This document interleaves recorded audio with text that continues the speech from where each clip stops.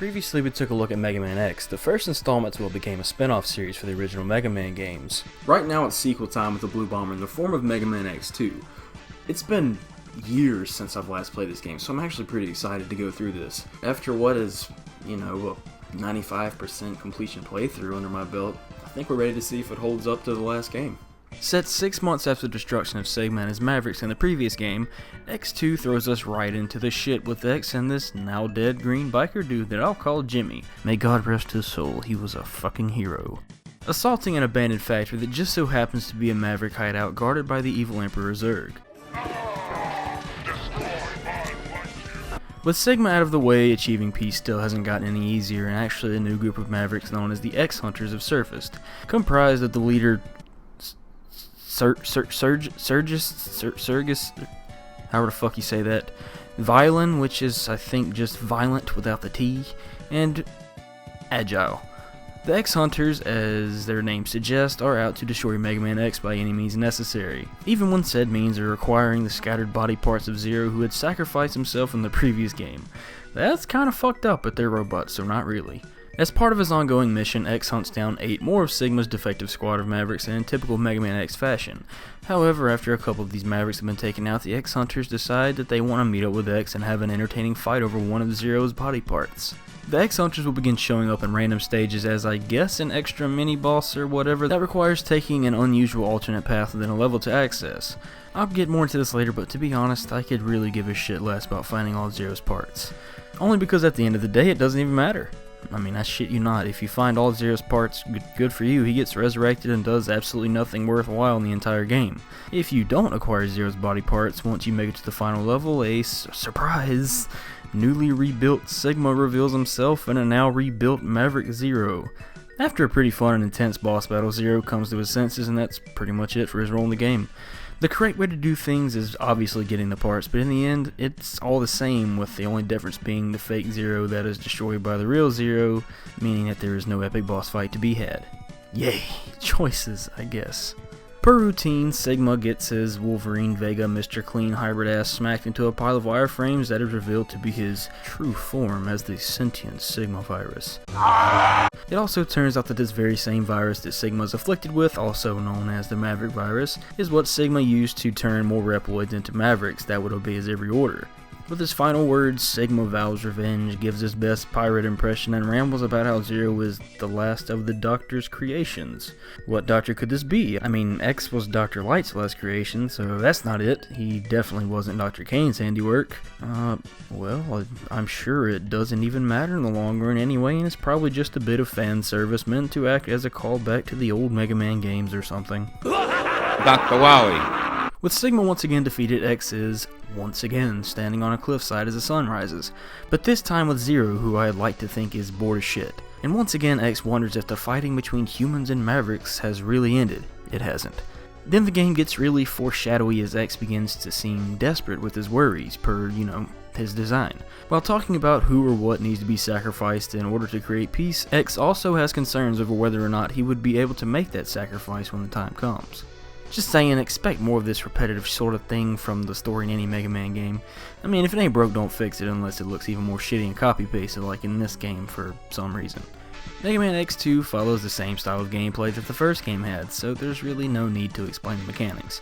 Although this time around things are a bit more fast-paced from the get-go. Yeah, X is now just a regular blue tin can again without any health upgrades or Maverick weapons, but he did retain the dash ability, so that's always good. And within some even longer and more visually impressive stages than the last game are of course the health upgrades, sub-tanks, and armor upgrades. In X2, acquiring everything all over again is actually pretty fucking difficult at times and often requires assistance from the rarely ever used Maverick powers you get from defeating the 8 bosses and exploits involving certain armor upgrades. To be honest, some of these collectibles and how to get them feel kinda cheaply done, and unless you decide to experiment for 3 hours, you're gonna be using a guide. Like, look at this bullshit. There will be a couple of times that it really feels like you've earned what you found though. For example, in Overdrive Ostrich's stage, you get to ride this pretty badass bike thing that controls like shit. It'll take a lot of trial and error, but if you manage to correctly time your jumps and lower all these bridge thingies, you'll have a straight shot to life up.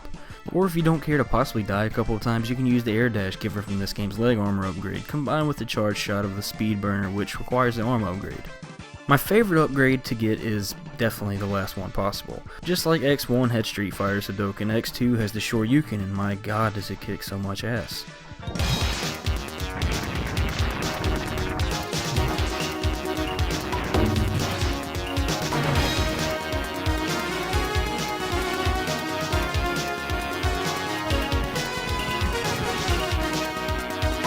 The requirements are the same as before when it comes to having all the other collectibles and armor pieces, but instead of dying 5 times, you need to get through a short test of skill. I won't lie, it's kinda stupid how the passage to the capsule is through an invisible opening that you could easily pass up. Avoiding this is simple, as you can use the headpiece to locate the hidden paths and levels, but I don't think that it should be necessary to constantly use it just to fully complete the game. Then again, all of what I've just talked about is completely optional, so fuck. Touché. But to put up a good fight in this game, especially if you're a pretty casual Mega Man player, you want to get every single thing. X2 is, in my opinion, twice as hard as the first game, especially when it comes to the boss fights. Having just the armor, leg, and buster upgrades will put you at a serious advantage. The standard buster upgrade, just the X buster, no other powers, is probably my favorite thing to use in the game because you get a double charge shot that does a ton of damage. You really don't even need the Maverick weapons. The armor upgrade still protects X from 50% of damage, but it also gives him a screen nuke attack called the Giga Crush, which has its own meter and can only be charged by taking damage from projectiles for some odd reason. It's okay, it's alright. It's really best used for crowd control. While the 8 Mavericks have their weaknesses to different weapons, they don't go down as easily as the Maverick bosses in the first game. Your dodging abilities will more than likely be tested, and it will be really fun. Learning all of the Maverick's movements and attack patterns feels much more necessary in X2.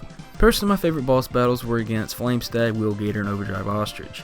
The Morph Moth fight is pretty cool though, since it starts out as a battle against a pretty useless angry cocoon that turns into a sparkle-shitting moth. Speaking of boss fights, the Sigma fight is just, it's bullshit. He pretty much does the exact same thing he did in the last game, but with Wolverine claws. His viral form isn't much better and is also actually pretty boring to fight. The most unique aspect of any of the boss fights in the game has to be anything to do with the X-Hunters.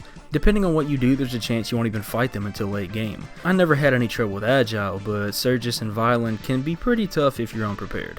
I had the most trouble with Violin because of his stupid ass spike ball. For me, he really was the hardest boss in the game. If you did manage to gather all of Zero's parts though, these late game boss fights would be totally different, which is great in terms of enemy variety, so I respect that. It pains me to say this, but the levels in this game are actually really forgettable. Yeah, they look pretty good, better than X1, but despite being larger, the way they feel is just kinda meh for the most part. And also, look at this shit. It may be for story reasons, but did we really need to play through the first half of Magna Centipede stage again as a final level? We could have gotten something more dark and ominous like in the last game to keep that pre-final boss feeling intact. Off the top of my head, I can only think of like 2 stages that I can legitimately remember. Those being Flamestag's volcano theme level and Bubble Crab's big bland ass underwater stage, only because of its theme song in this case. The theme for Bubble Crab's stage is actually one of my favorites in the entire game, or the entire X series to be honest. It's probably the only piece of music that I enjoyed in Mega Man X2 to be honest. I don't want to be nitpicky, but this soundtrack kinda sucks, in my opinion. Maybe it was a music composer issue, but shit, this OST doesn't hold a candle to the last games. I can't even tell you what this sound is. All I can say is that it's ear grating. Hey, wanna hear the most annoying sound in the world?